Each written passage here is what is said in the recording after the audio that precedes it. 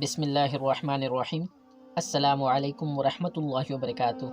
سیدنا صدیق اکبر رضی اللہ تعالیٰ عنہ کو خلیفہ بننے کے بعد ایک اور اہم فیصلہ یہ کرنا پڑا کہ آپ رضی اللہ تعالیٰ عنہ کو ان لوگوں کے خلاف جہاد کرنا پڑا جنہوں نے دین اسلام کے لیے ایک اہم رکن زکوٰۃ کی ادائیگی سے انکار کر دیا تھا۔ یہ لوگ بظاہر تو خود کو مسلمان کہتے تھے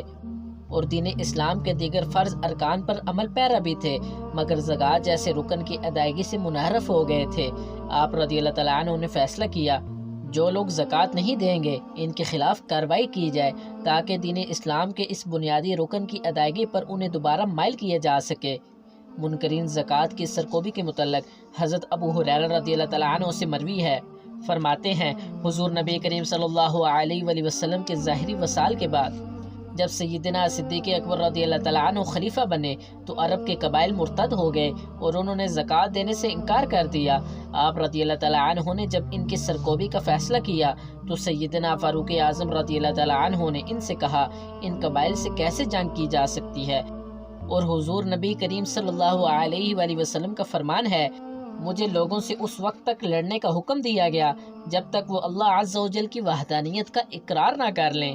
اور جب وہ اللہ عز و جل کی وحدانیت کا اقرار کر لیں گے تو وہ اپنی جان اور مال کو ہم سے محفوظ کر لیں گے، پھر وہ کسی ایسے فعل کے مرتکب ہوں جو دین اسلام کی تعلیمات کے خلاف ہو تو اللہ عز و جل ان کا حساب لے گا۔ آپ رضی اللہ تعالیٰ عنہ نے سیدنا فاروق اعظم رضی اللہ تعالیٰ عنہ کی بات سنی تو فرمایا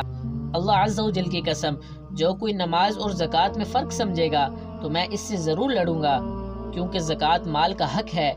جیسے نماز بدن کا حق ہے، اور اللہ عز و جل کی قسم یہ لوگ اگر بکری کا پٹھا جو حضور نبی کریم صلی اللہ علیہ وآلہ وسلم کو دیتے تھے مجھے نہ دیں گے تو میں ان سے ضرور لڑوں گا۔ روایات میں آتا ہے سیدنا صدیق اکبر رضی اللہ تعالیٰ عنہ نے منکرین زکوٰۃ کے خلاف ایک لشکر ترتیب دیا۔ بعض اکابر صحابہ کرام رضی اللہ تعالیٰ عنہم نے آپ رضی اللہ تعالیٰ عنہ کے اس فیصلے سے اختلاف کیا،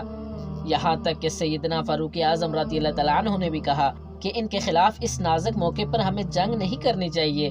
آپ رضی اللہ تعالیٰ عنہ نے جب اکابر صحابہ کرام رضی اللہ تعالیٰ عنہم کا مشورہ سنا تو مسجد نبوی صلی اللہ علیہ وآلہ وسلم میں تشریف لائے اور منبر پر کھڑے ہو کر یہ خطبہ دیا اللہ کی قسم جو شخص حضور نبی کریم صلی اللہ علیہ وآلہ وسلم کی زندگی میں ایک بکری کا بچہ بھی زکوٰۃ دیتا تھا وہ اب اس کے دینے سے انکاری ہے تو میں اس کا مقابلہ کروں گا۔ سیدنا صدیق اکبر رضی اللہ تعالیٰ عنہ منکرین زکوٰۃ کے خلاف اس لیے بھی جہاد کرنا چاہتے تھے کہ اگر آج یہ زکوٰۃ جیسی بنیادی رکن سے منحرف ہو رہے ہیں تو پھر مستقبل میں یہ نماز اور روزے کا بھی انکار کر سکتے ہیں، اور اگر آج ان کے معاملے میں نرمی کا مظاہرہ کیا گیا تو پھر دین اسلام کی بنیادی تعلیمات ایک ایک کر کے ختم ہو جائیں گی اور یوں دین اسلام آہستہ آہستہ ختم ہو جائے گا۔ آپ رضی اللہ تعالیٰ عنہ کے اس خطبے کے بعد سیدنا فاروق اعظم رضی اللہ تعالیٰ عنہ نے بھی آپ رضی اللہ تعالیٰ عنہ کے فیصلے کی تائید کر دی اور کہا ان منکرین زکوٰۃ کی سرکوبی لازم ہے۔ آپ رضی اللہ تعالیٰ عنہ کے اس خطبے نے ان صحابہ کرام رضی اللہ تعالیٰ عنہم کو بھی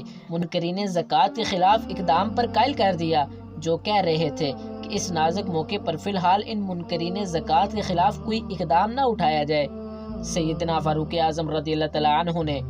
منکرین زکوٰۃ کے لیے کئی لشکر روانہ کیے اور خود بھی بنی ابس اور بنی زیبان کے خلاف معرکہ میں شمولیت اختیار کی۔ آپ رضی اللہ تعالیٰ عنہ کے اس فیصلے کا اثر جلد ہی ظاہر ہوا اور وہ لوگ اور قبائل جو زکوٰۃ کی ادائیگی کے منکر تھے وہ ایک مرتبہ پھر زکوٰۃ کی ادائیگی پر آمادہ ہو گئے۔ سیدنا صدیق اکبر رضی اللہ تعالیٰ عنہ کے اس فیصلے کے متعلق مورخین لکھتے ہیں کہ اگر آپ رضی اللہ تعالیٰ عنہ اپنی معاملہ فہمی اور بہترین فیصلے کی بنا پر ان منکرین زکوٰۃ کی سرکوبی نہ کرتے تو پھر دین اسلام کے بنیادی ارکان وقتاً فوقتاً ختم ہوتے جاتے۔ پیارے دوستوں اگر آپ کو یہ میری ویڈیو پسند آئی ہے تو میرے چینل کو ضرور سبسکرائب کریں اور ساتھ نیچے بیل آئیکن کو کلک کریں، میری ویڈیو کو لائک کریں اور کم از کم ایک دفعہ شیئر ضرور کریں۔ اللہ تعالیٰ آپ کو اپنے حفظ و امان میں رکھے۔ ملتے ہیں نیکسٹ ویڈیو میں، تب تک کے لیے اللہ حافظ۔